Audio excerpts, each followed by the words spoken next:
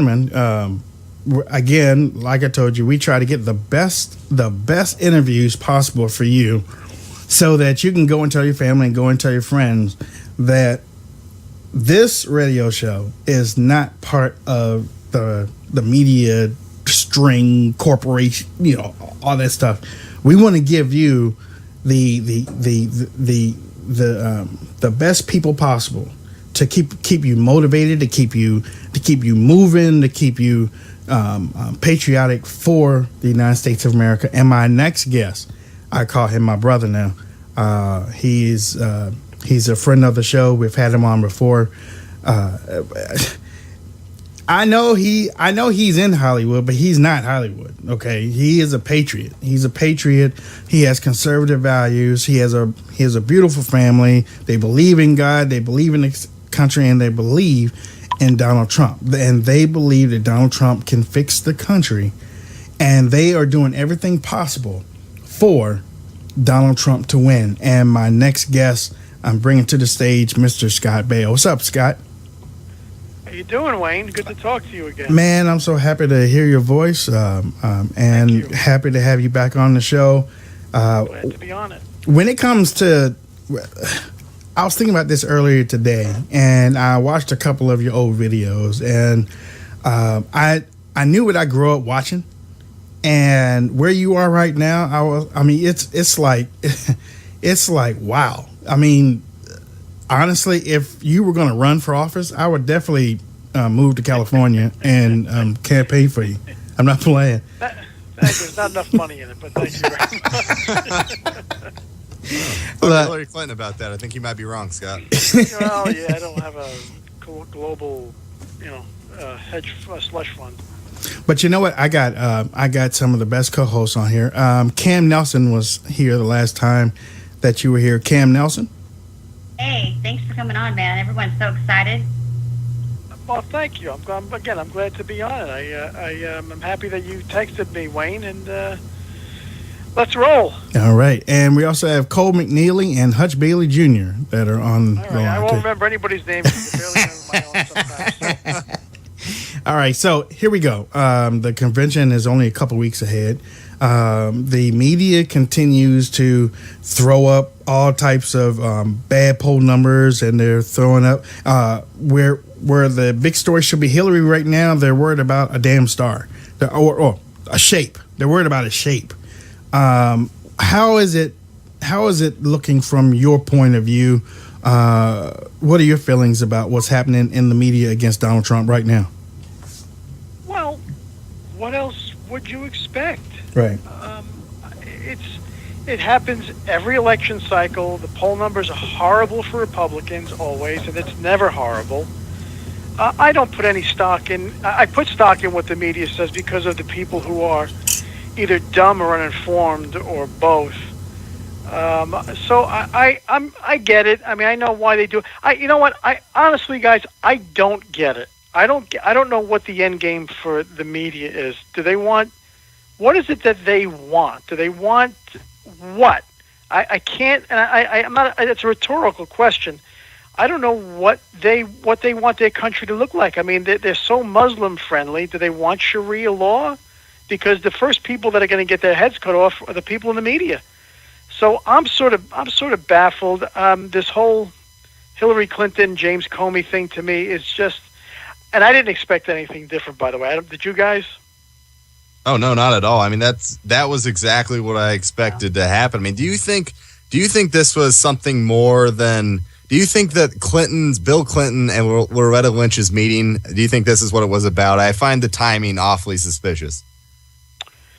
I think everything that's happened in the past, 2 months or 3 months with the meetings and Obama saying there's nothing to see here, I think it was all a big play. I really do. I can't. It's a disgrace to me. I don't know. Do I think Comey was influenced? Absolutely. You don't come out and say, you know what, this person shot this guy with a gun and the guy is dead, but I'm not going to press any charges. It's mind-boggling to me. But again, I expected it. It didn't shock me. I knew what was going on. Or I think, I knew. I'm an actor in Hollywood, but I knew it's just completely corrupt. And you know what concerns me more than anything, you guys. You listen. When I talk to you, I'm preaching to the choir, and I'm sure your listeners are the choir as well. People that listen to you, Wayne, and listen to other conservative outlets, we all get it, and we can all talk and commiserate with each other, but we got to go out there and convince other people. Got to do it. Otherwise, it's all pointless. I mean, we have to go out and tell people, listen, I was watching, I'll shut up in a minute, I'll let you ask another question. I was watching Hannity last night, and a guy named Doug Schoen was on. You know that name? I do. Doug Schoen's a Democrat pollster. He's one of those Politico guys on the television all the time. He's a Democrat pollster. He's a fairly intelligent human being. And after all this came down, and Hannity played him all the clips of Comey saying this and Hillary saying the exact opposite, he said, I'm still going to vote for Hillary. Yeah. Now, that's a fairly intelligent human being, or I thought, doesn't care that she lied, doesn't care that she intended to lie, doesn't care that she lied and has been lying forever, doesn't matter. So imagine the uninformed people. And this is Hutch Bailey Jr. Thanks for coming on the show. I'm out of Pittsburgh, and you're about a year older than me. And I look at your biography. You got it a couple years before I did. I mean, you were all the way back campaigning for Ronald Reagan when you were young, right? And that's amazing to me. But you're right. I've seen several memes that say, the problem's not Hillary Clinton. The problem is all the people that don't care that Hillary Clinton is a lying felon. And that's something that we're really going to have to hammer. And I think when you look at what Director Comey did, you could tell in his verbiage that he had a conversation with the Department of Justice. He said so. And they told him, I'm sure, that you're not going to get an indictment. So he decided, all right, well, I'm going to lay all the facts out for the American people. And I think it's up to us now to hammer it. And I think we can. I mean, even the montage the day after that Rush Limbaugh put out with the lies and the FBI statements, I mean, I think this is something that we could knock out of the park. Yeah, it might turn out to be a net positive here. I'm hoping it is. And I tell people, listen, I understand that you don't like Trump. That's fine. I understand that you might have to hold your nose if you're going to vote for him. Not me, but I understand if you have to do that, whatever your reasoning is. But the alternative, come on, it's. I got a buddy of mine. He's still on the fence. I said, on the fence about what, man? Right. What? It's almost like the woman is a liar, right, and a thief. Well, here's something that's coming out, Scott. This is just the tip of the iceberg. I've been saying this for a long time. Where the corruption is going to lie is in the Clinton Foundation, and that is the next FBI investigation. Do you think that they will shy away from bringing everything? Because we've already kind of seen that they're leaking information on the web, and they're showing that a lot of this is funneled through the Clinton Foundation, and it would take our whole judicial system completely down the United States. Do you think once they come out with the Clinton Foundation information with all the corruptness inside of that is going to also follow her through the general election? No. No? Absolutely not. No, I don't think. Who's they? The FBI? Yeah, Bill Clinton's about to get, the FBI is about to go after the Clinton Foundation, start another FBI investigation. Oh. Yeah. It's a right-wing conspiracy. They won't let it go. Right. Oh, no, these damn Republicans, they just can't leave the Clintons alone. I mean, I can write it for them. It's so absurd. And look, it's bigger to me that Obama's done. Thank God he's done. Although I might prefer him over Hillary, but he's gone. I can't. I'm so frustrated in talking about this because nobody knows what the country is supposed to be. Nobody knows what we are. Nobody knows what we were founded on. Mm-hmm. more than half of this country, these morons in college, have no idea what Independence Day is. Right. They have no idea what the Civil War was. They have no idea about anything. So when somebody says, I'm going to give you free Wi-Fi, ooh, I'll vote for that person. Right. So my frustration comes in the lack of informed people in America. And I don't know what to do about it. I mean, I'm on your show, and you guys are out there preaching it. So, sorry, guys, I go on tangents. No. My mind gets ahead of That's my okay. mouth. My mouth gets ahead of my mind, and I get frustrated. But well, you know what, too? Go Hold on, ahead. Scott. Because I remember watching you a couple of weeks ago. You were talking about illegal immigration, and it really hit a spot with you during that interview. I think you were with Jesse Waters, and it hit a spot where that patriotism that I was talking about really came out. I mean, I don't know how the people out there can't see what you see in the way that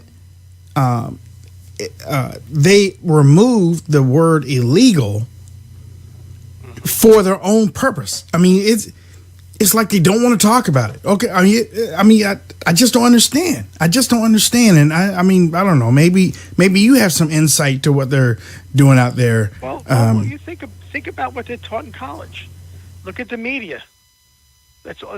You can't call them illegal anymore, and they have a right to be here. And I think it's a self-loathing thing that they have.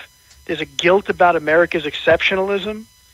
And for some reason, it's they want to tear it down.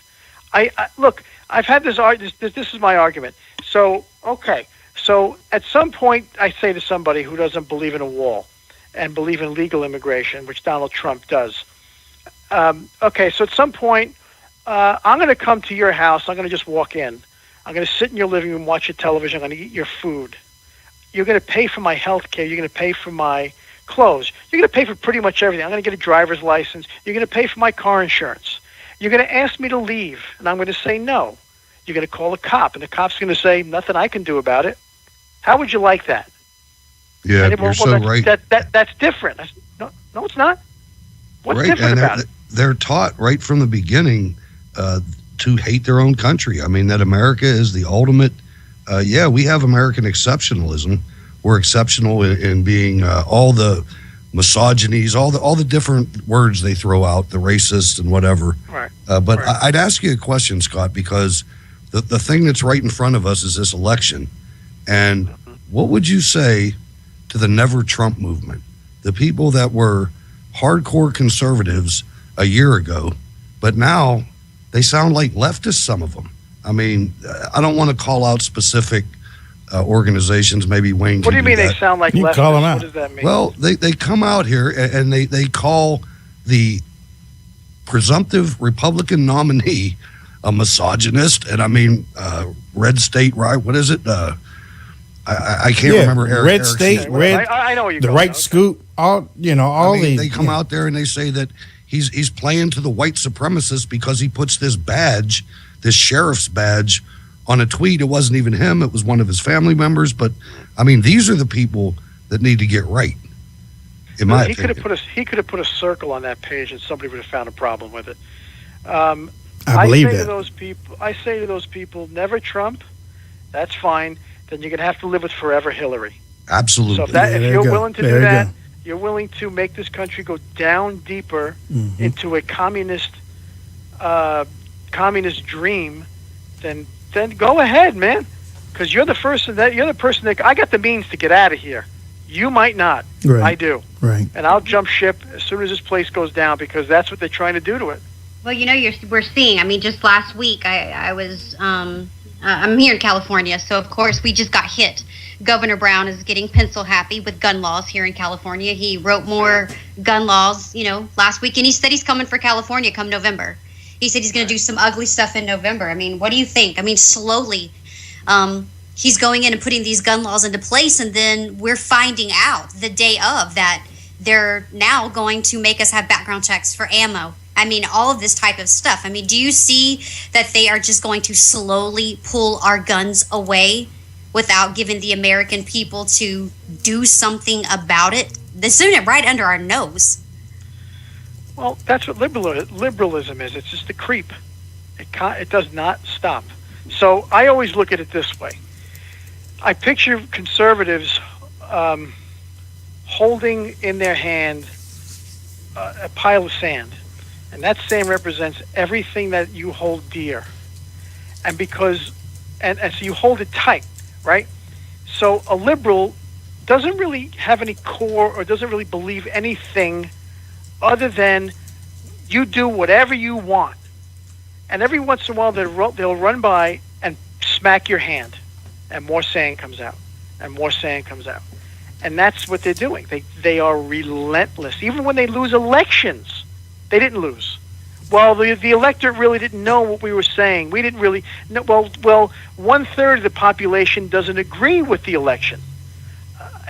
But when they win, it's a mandate. So Governor Brown and the guns, again, that's one of those. The Revolutionary War was also fought about guns, not just freedom from England. It was about guns. England wanted to take their guns away from them. But I don't blame a liberal for doing what they do, because that's what they do. They creep. It's a steamroller. They just keep coming and coming and coming and coming. Mm-hmm. And it's bathrooms for transsexuals, and it's taking big clips away for guns, and to the end game, which again, I don't know what the end game is. It's either probably one world order, or I don't know what the hell it is. Scott, what do you expect at the RNC convention? Do you expect some fireworks, and are you planning on going? I know last time you were on, you said no, but I was wondering if you changed your mind. Well, to be quite honest, I was asked to be a delegate, and I wanted to go. My wife is not well. She has some health issues, but hopefully she'll be okay. I think she will. So I don't want to. It's tough to leave her alone. We have an 8-year-old, and they are priority. So what do I expect? Well, what I'm hoping for is that Trump kicks the crap out of Hillary. Right. And then lays out what he wants to do, and just lights it up. I don't know. I think they're going to have it blocked. They're going to have it secure, I think. Yeah. I don't think anything bad is going to happen. But it's funny to me that we're the animals, and we are the ones that always looking to punch people, but we never seem to do it. It's always liberals. Right.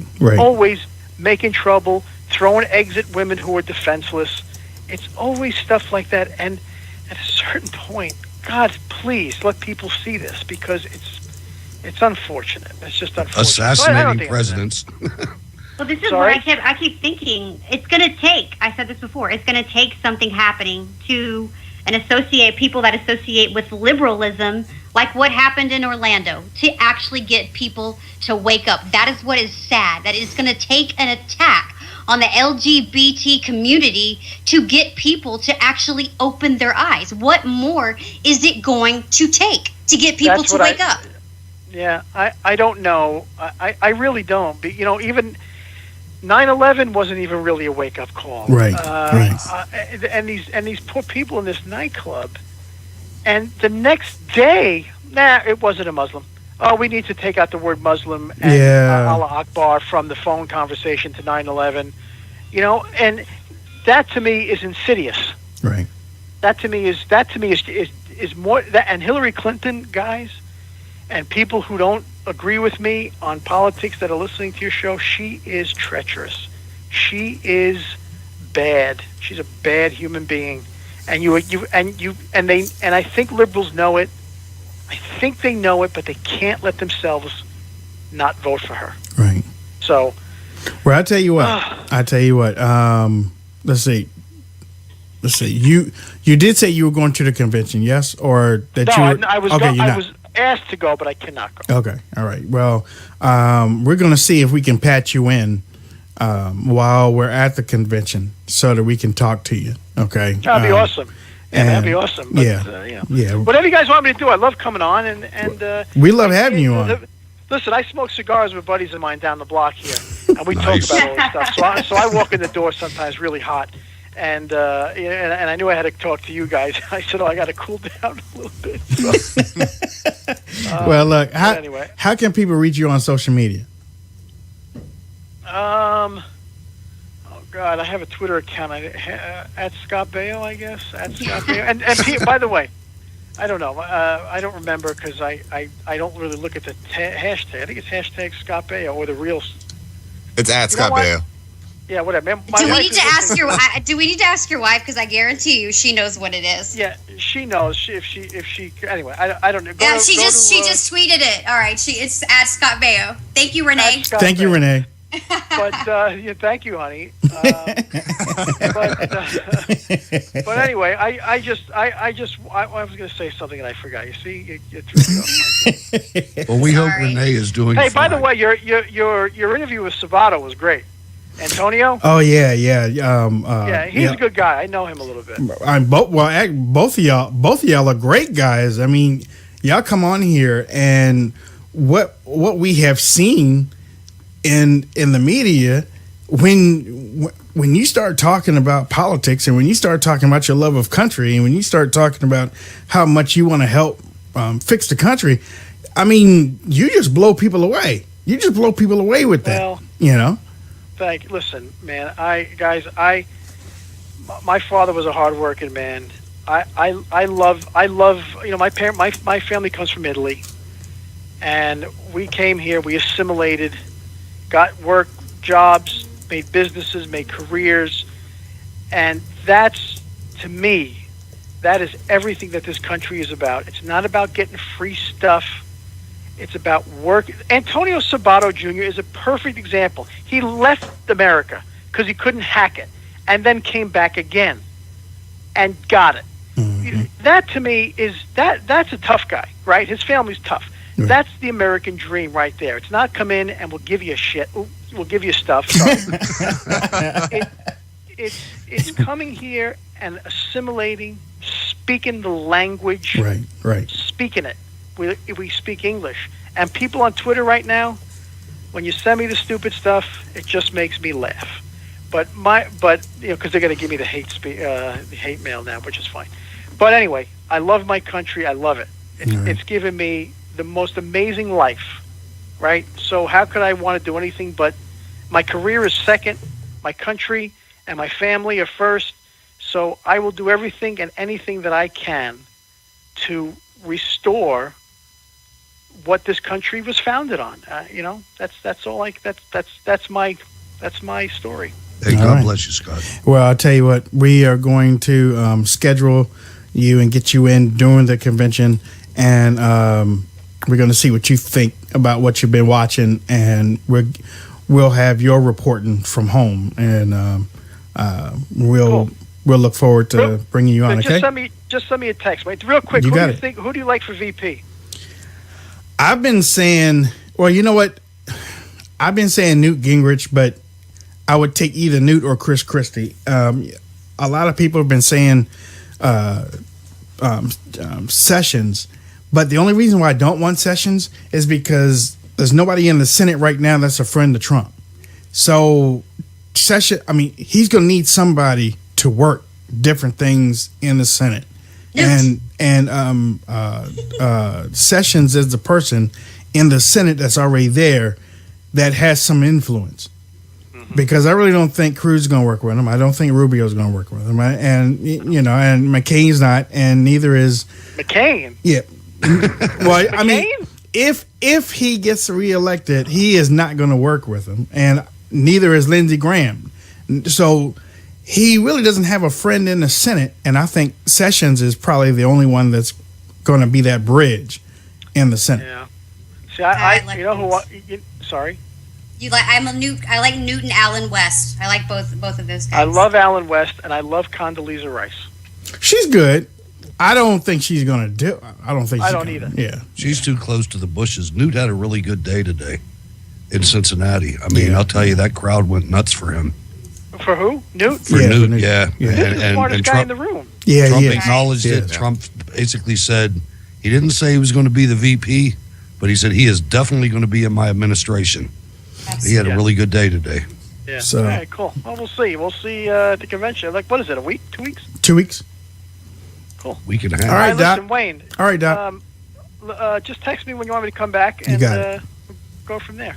All right, man. Hey, look. Thank you so much, and we'll be Well, I'm talking. not. Are you done with me? Because I got some more time. But it's up to you guys. I'm just hanging out. Hey, man, I'm totally down with getting Renee on the phone because I hear she's a pit bull type of chick like I am. So let's bring on the wife. You want Okay. to get her on? Well, I've just been told. All right. I've just been told by the producers I can hold the show for a few minutes. So if Renee wants to jump on, she sure can, because I know she shares some of my stuff on social media.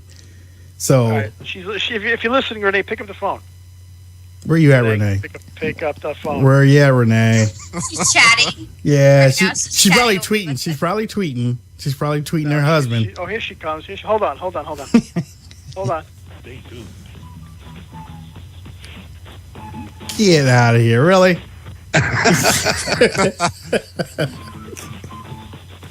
Sorry, you heard a radio show. That Yeah. was- Hold on. I love this finally guy. get to speak to Wayne and company. Renee, what's up, girl? Oh, How you nice. I am doing? a big fan. Oh Lord! Look. Let me tell you something. When I see you sharing a whole lot of those stories and stuff, I'm like, oh, I have got a superstar sharing my stuff. Yes, I do. Thank you so much.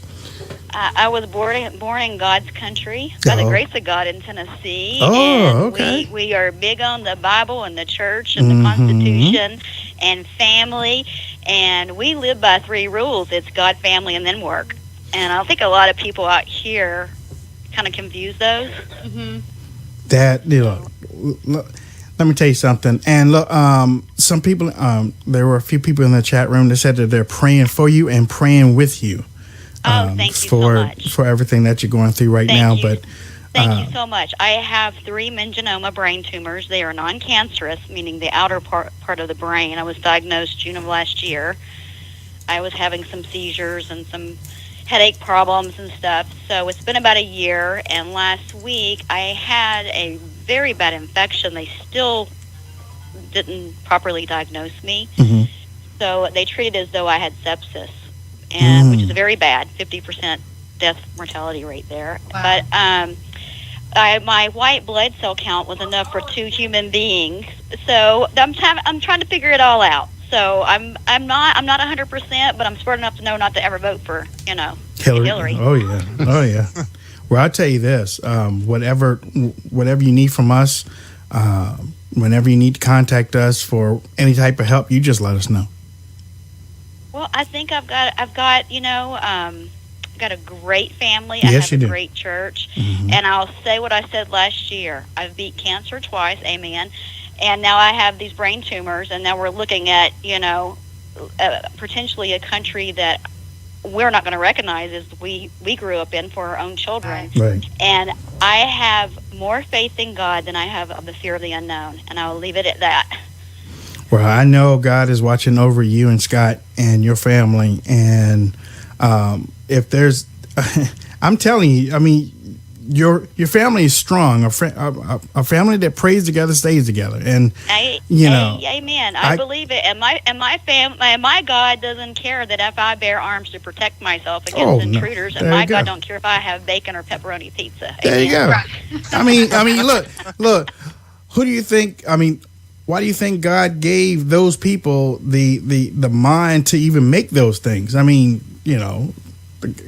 God was like, you know what? I'm gonna give this guy the ingredients to make a pizza, Listen, every faith, every Christian, every Catholic, every Jewish people, every human being that walks the face of this planet is a sinner. But it's how you conduct yourself. That's right. Doesn't mean you got to be the spawn of Satan and just start chopping people's head off and taking and and murdering people simply because they don't have the same ideology as you. And how sad in our own country that so many people have embraced atheism. I mean, when they run into problems like we all do, like you're confronting, to not have a loving God to be able to lean on. I mean, how sad is that? You know, I knew someone that was in the public eye, very, very intelligent, Mensa smart public. He was a federal prosecuting attorney, very well known. I won't say his name because his wife is like a second mother to me. And he grew up Catholic. He has passed away since then, since a year ago. He wrote a book about being agnostic. 2 weeks after he did his book review and tour, he got colon cancer and sepsis for 8 months and died later. But he said to me when I went through non-Hodgkin's 12 years ago, 6 years ago, went through breast cancer, and he said to me, and if you believe in your God, would he really do this to you? And I said, well, that's a hell of a thing to say, since I support special needs children that didn't ask to be born with a recessive gene, that have a metabolic condition and have special needs from day one, or, slower fine motor skills or what have you. I said, that's a heck of a thing to say. Whenever God punches your ticket, he punches your ticket. Right. And if you can't make lemons out of lemonade, or or a fine margarita with what you have, then you just drink your water with a taste of the Rhine or something. You just got to play with what you got. That's right. You don't have a poker plan, and you better play Go Fish. But you deal with the cards that you get. You don't question God, because we believe as Christians that God has a plan and a promise and a purpose. And I've said this before. I'm curious to get yours. And I love what your daughter said about Hillary, because you should hear what she has to say about Barry Obama. Oh my Lord, my daughter has a whole list of Hillary jokes. Every time Hillary's on, she's like, "Shut up, Hillary." She even says it in public, and I'm in California wearing my Trump hat, getting the ugliest looks, and I really don't care. But I've been saying this for so long, and I saw this in the beginning, that this is the biggest spiritual battle. That is what is going on right now. It's not necessarily the right or against the left. This is a spiritual Christian battle. genocide. It's a Christian genocide, yeah. And if you don't see it, then you're blind. Right. Because I mean, it's happening, and it's been happening for a long time. Every time Obama is on, Bailey will walk by and say, "There's Obozo." I said, "There he is." There he is.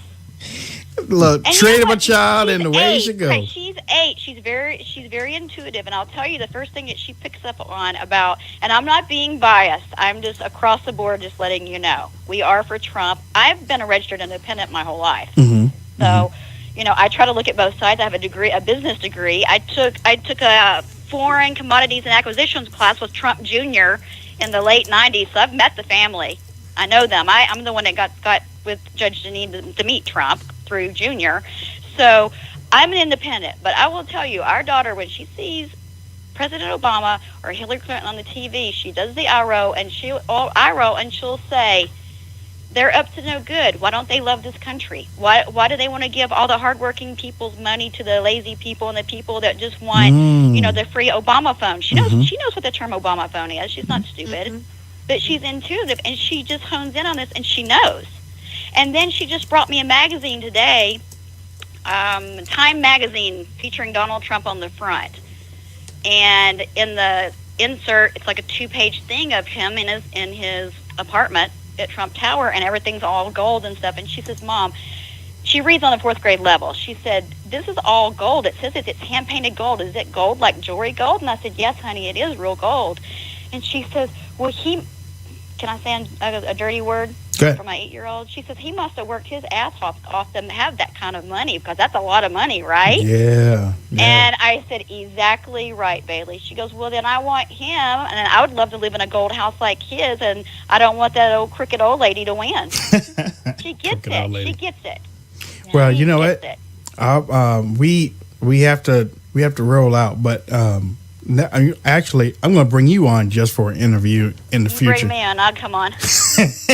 Yeah. I'm going to bring you on. But look, thank you so much, Renee. Thank you. And Big fan. We will talk. I'm glad to meet your co-host. Thank you so much. The one guy has got a baseball announcer voice.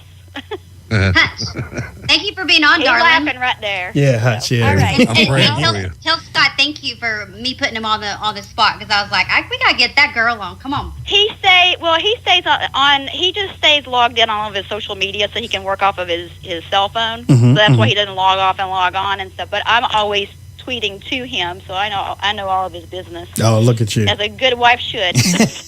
My wife does it for me too. Yeah. All right, that's so funny. But look, thank you so much. And I'm sure we'll be talking behind the scenes, and we'll be talking in a couple weeks, okay? Absolutely. Well, God bless y'all. Thank you, and I'll say a prayer for you guys too, because you got a fight going on. Thank you. You got to keep up the good fight. Oh, yeah. March on. Thank you, dear. Soldier on. All right. Bye. Thank you. Ladies and gentlemen, that was the Baios, Scott and Renee.